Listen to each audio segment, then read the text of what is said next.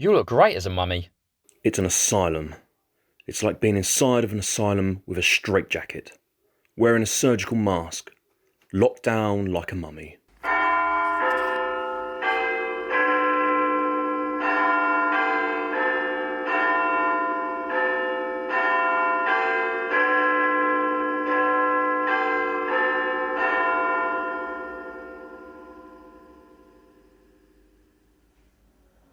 Whether is nobler and the mind to suffer, the slings and arrows of our traitors' fortune, or to take arms against a sea of troubles, and by opening and them.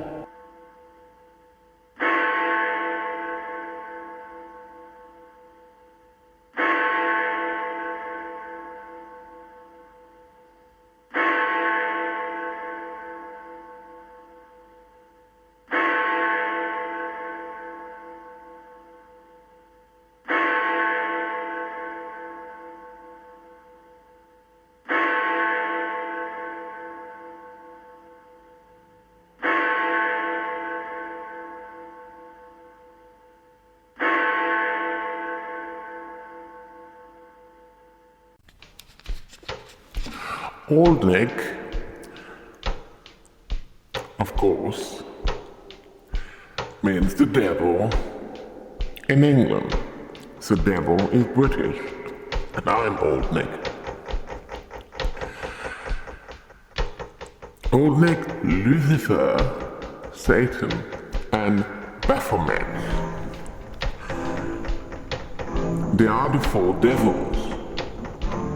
Baphomet is English, and Old Nick is very British. Lucifer and Satan are from the Bible, therefore they're not British.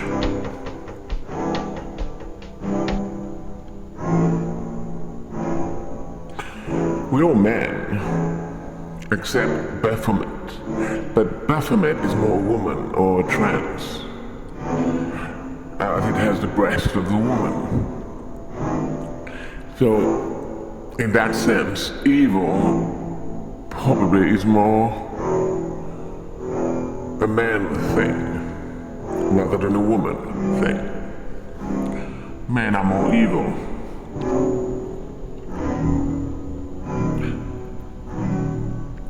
It doesn't necessarily mean what it says on the label. A devil as a label might not mean that it's evil. Old Nick, for instance, always balances the others, the other devils. Not always successfully, I must say. Obviously, hell seems to be omnipresent around the world and around Britain. It's the madness of King George III, the longest serving monarch, that ended up being a figure of evil, a bad. It was more like Old Nick. He was trying to balance good and evil. And in reference to King George III, red was his favorite color. And so is the devil's color.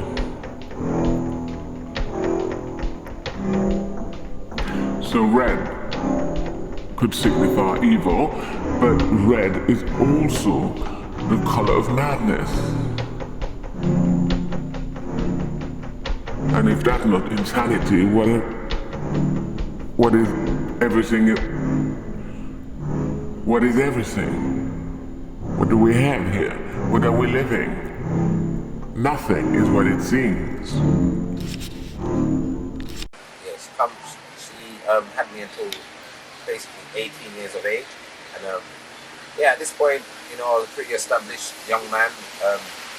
At this point, I had done many things. I was part of a performing arts group in my church, a group of young people. I was into music, I was rapping, I'd done some poetry competitions and stuff in my school. So yeah, you know, and I had a quite active social life. You know, even though I was in care and stuff, I would say I got to experience the highs and the lows of, you know, just being a young person. Because I think nowadays, like I said, I'm 29 now, we live in 2020. I would think that childhood is not so much the same as it was when I was growing up. So I was lucky to still experience some of the stuff that I would think these young people will not get to experience, like I say. But yeah, just yeah, I've had to deal with a lot as an adult. Being in care, you know, having the system look after you for such a long time is quite a damaging thing, because when you're released and you become independent, it's not such a straightforward thing to look after yourself. Because you always have things being done for you. So it's a thing where if you're not told, or you're not, you know, somebody's not guiding you, which, like I say, with my position, I never had the right guidance. So you too astray to things like housing benefit and council tax in your first property, for example. And yeah, I had it quite fast, pretty early, because I had I was expecting my first child at the age of 18. But at this point, like I said, I'd come out of foster care. So my foster mum was pretty happy, because at least I'd left the home when I'd gotten my girlfriend pregnant. And yeah, being from a church background, I got engaged with her pretty quickly. Unfortunately, we didn't end up getting married, but the best thing out of that whole situation is I had my first child, my son, named Kieran. Kieran will be 10 in August this year. So yeah, you know, I've got another child, a daughter who I've recently had. But that, yeah, after sort of coming out of care and sort of like looking back at the way things sort of happened for me, I can see a lot of the reason why I've had to deal with lots of hardship. For example, like, you know, I don't have a network around me when things are hard. You know, I never grew up with parents to, you know, be able to buy me my first car before I left school. So it's just, you know, you just have to get used to life happening for you in a different way from how you see it with other people. And it's hard as well when, like, I grew up, like I said, as a Christian. So I see a lot of bad things happen. Those things, like whether it's other people experiencing or people doing them to me, so I've experienced a lot of people probably making bad decisions, not really knowing how it's going to affect you, but nonetheless it affected me in a very bad way. I've had that happen a lot. And so I've had to, like, you know, try and get used to understanding how, you know what I mean, how people basically are able to do those things without meaning or without necessarily understanding the consequences, you know. So it's not so much turning the other cheek, but yeah, just understand the sort of the structure as it happens. But yeah, no, like in life now, I find it very hard to be independent, because when I had my first child, I obviously got a flat coming out of foster care. When I got my flat, it was difficult with the housing benefit situation and stuff. I didn't really know what I was doing. I just had my first child as well, and I was engaged. And very quickly, my relationship sort of took a turn for the worse. My partner ended up moving out into her mum's house, but we were still working out our relationship. But that sort of broke me down, because I had everything sort of there, you know, sort of feeling like king of the castle, and then for my sort of child to be removed from where I was staying, that had affected me. But I carried on nonetheless. I was working at the time for the council. I quickly, because I was coming to the end of my contract, it was a 6-month contract, I quickly got an apprenticeship for an accountant, which I didn't think I would ever be working for. And yeah, that situation also ended up sort of not in the greatest sense for me, because I didn't get to finish the accountancy apprenticeship because I was tied up in the relationship with my son and feeling like I wasn't spending enough time with him. And so, you know, when you've got nobody around you, because like I said, I've come out of care at this point, there's a sense of accountability. Like it's not you know, it's not the you should have done this and you should have done that part. Just having someone to talk to and somebody to sort of like explain, you know, when you go through things that are hard or whatever. It's that part of life when I think when a person misses that or doesn't have somebody to fill that gap, that energy can fester and it can manifest in all types of ways for people, you know, in their life, like arguments or, you know, all kind of bad things that people don't really want to be dealing with. So I've grown up in such a way where I wouldn't say I've been failed by the system completely, but I mean I wasn't raised by a system that was foolproof. I thought it was, but it wasn't. And I think a lot of 100,000 children in my position, you know, that were all raised for things to be done for them, and then you just get released, and it's like, what do? You know what I mean? You have to find yourself, especially when you don't have the parents there ready to come and say, oh look, we're here to pick up a relationship with you, or to, you know what I mean? Growing up for me in South London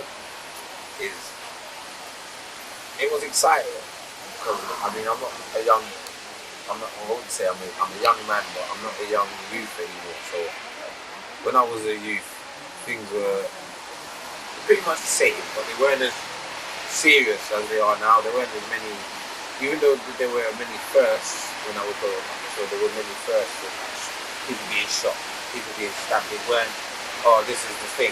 It was first when I was growing up. But we experience now as young people, I would say, like I watch the young generation now going through what they're going through, and it's a serious level now. You know, the amount of people that have died, and I mean how heavy the gang presence is at the minute, or if not in recent years.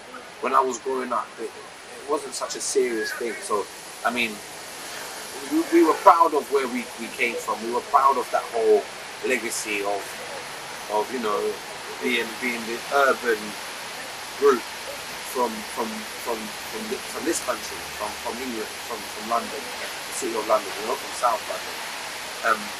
But yeah, no, a lot of things are, I think, are put towards black people or ethnic minority group young people nowadays. There are a lot of negative connotations. Like, I mean, I know that white people kill black people too. I mean, like, for example, there's a friend of mine, I thought we were having a conversation, and they were saying that because of, well no, I was saying that there's a heavy majority of ethnic young people in the suburbs of South London, South East London, South West London, etc., East London, North London, North West London. If we were to take that and it was a different country, for example Scotland, and you've got a place like Glasgow, where you've got majority young people are white, or possibly European, whatever, white underwear. There are similar problems in past years in terms of knife crime, people that in terms of the death rate, murder rate, but you don't hear such bad press about the people, and I think that's a problem at the minute. It's a lot of there are a lot of tags being put on people, you know what I mean? Especially at the minute, like police is not a good topic at the minute. A lot of people are angry, you know, with the things happening in America at the minute. So I see a lot of people walking up and down today in the car, and